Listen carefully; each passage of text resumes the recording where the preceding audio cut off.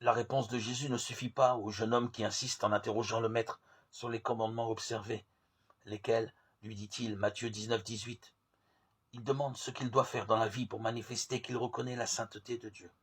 Après avoir orienté le regard du jeune homme vers Dieu, Jésus lui rappelle les commandements du décalogue qui ont trait au prochain. Jésus reprit, tu ne tueras pas, tu ne commettras pas d'adultère, tu ne voleras pas, tu ne porteras pas de faux témoignages.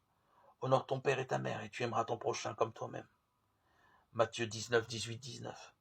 Du contexte de l'échange et spécialement de la confrontation du texte de Matthieu avec les passages parallèles de Marc et de Luc, il ressort que Jésus n'entend pas dresser la liste de tous les commandements nécessaires pour entrer dans la vie, mais plutôt qu'il entend renvoyer le jeune homme à ce qui est le point central du décalogue par rapport à tout autre précepte, à savoir ce que signifie pour l'homme.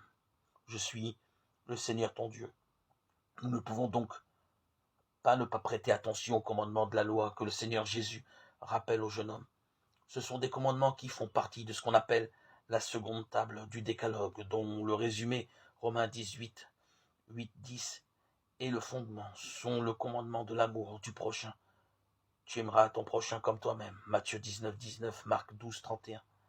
Dans ce commandement s'exprime précisément la dignité particulière de la personne humaine, qui est la seule créature sur terre que Dieu a voulu pour elle-même.